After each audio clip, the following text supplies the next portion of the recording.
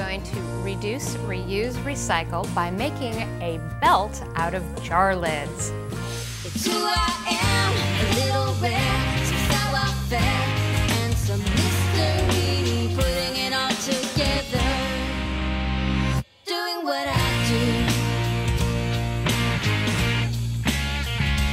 doing what I do. Hi, I'm Marja. Now, when you see this ordinary jar of olives, you may see your favorite cocktail hour accessory. I see my new favorite fashion accessory with just the twist of a lid. And we're gonna need a bunch of jar lids, so get used to eating olives and jalapenos, etc. Now, I've gone ahead and taken the liberty of spray painting these silver in advance. The next step, however, is gonna be kind of brutal, and it's gonna take a little trust, so stick with me. All right, we're going to be measuring our waists and hips. Depends on where you want the belt to sit. I want mine to sit a little low on the hip, so I'm going to be measuring there, and that's 11 inches. I've really bulked up this winter, so we're going to just go ahead and ignore that devastating number, and we're going to lay the tape out right here. And instead of doing some massive math work where I'm like, well, this is 2 inches and this one's 3 inches, and then we're adding it, what we're going to do is just lay it out along the length of the actual tape measure. So we don't have to do a lot of complicated math to know it's going to fit. And I'm going to do it just like this because I want it to be a little asymmetrical. And these are actually just ordinary little 1-inch key rings, and I've linked them together, and you're going to want to just sort of place them willy-nilly in between to make sure that you have the right setting. Let me get some more out. And I also want to make a point of why you want to use odd numbers only. Because when you're laying these down, this is what happens when you use an even number. See how it's cattywampus, and you'll never get the jar lids to lie flat like they do when you want them against your stomach or against your slim, slim, boyish hips. So just make sure that you do an odd number. You can do 5, you can do 7, you can do 9, you can do big spaces in between. All right, let's move on to the next element that we're gonna add, the infamous snap bolt. And you might recognize these from the end of a dog collar or dog leash. And we're just going to put this right on the end to make sure it all sort of lines up, and it sort of does, so we know we're on the right track. And hey, take a look at our great work here. This is truly something that you would want to wear around your waist, isn't it? Not really. Okay, so we're going to go on and move from ugly and stupid towards bitchin' and rad with one more step. Actually, I'm lying to you. Many more steps, but the point is just come along and you'll see.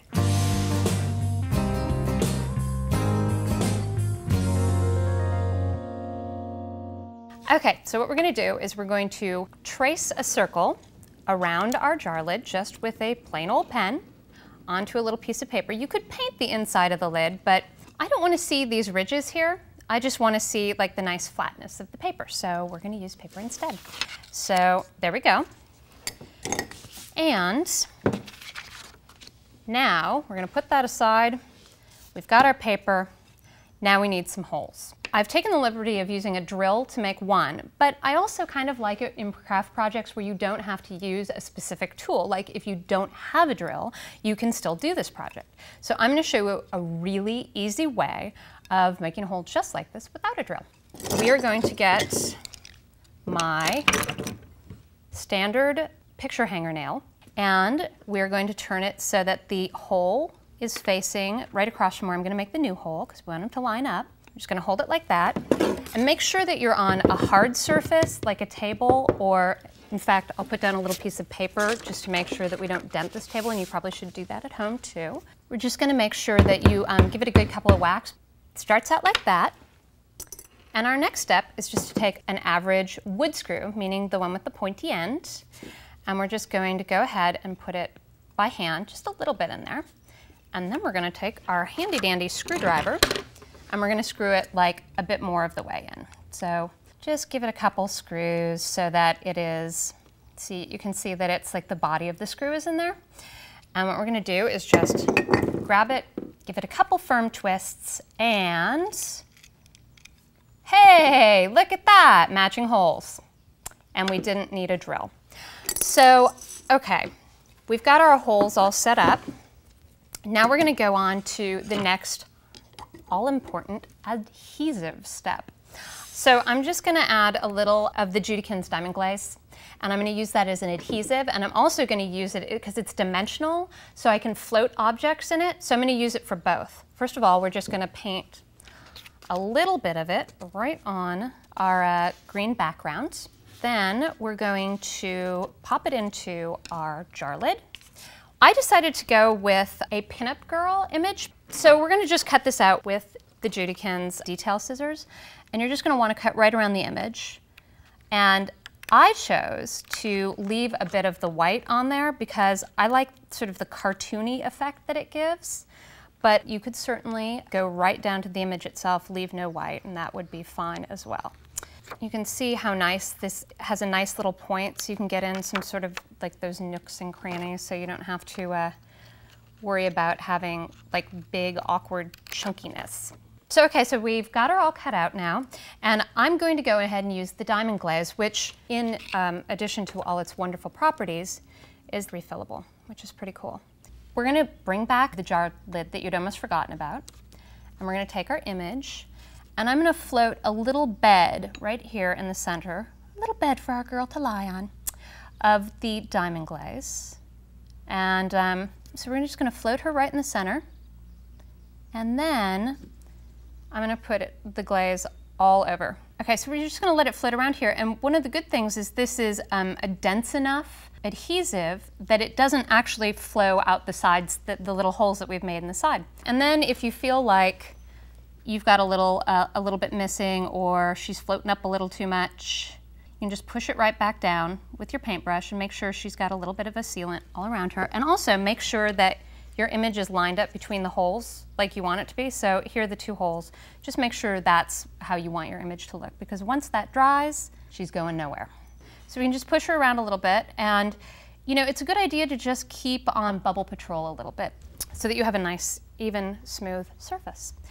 And now we're going to let that dry out, and we're going to bring in the dried version. See, what I kind of especially like about this particular Diamond Glaze, there's a DG3 glaze as well, which is really nice. It's a little more crystalline and clear.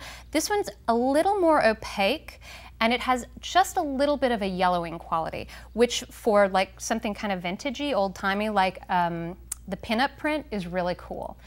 And so, hey, that's one down. Let me get some of those jar lids going. Watch it fall around me, and shades plum and verdigris. So we're gonna link these ladies up, and I'm gonna show you a really simple technique to do that.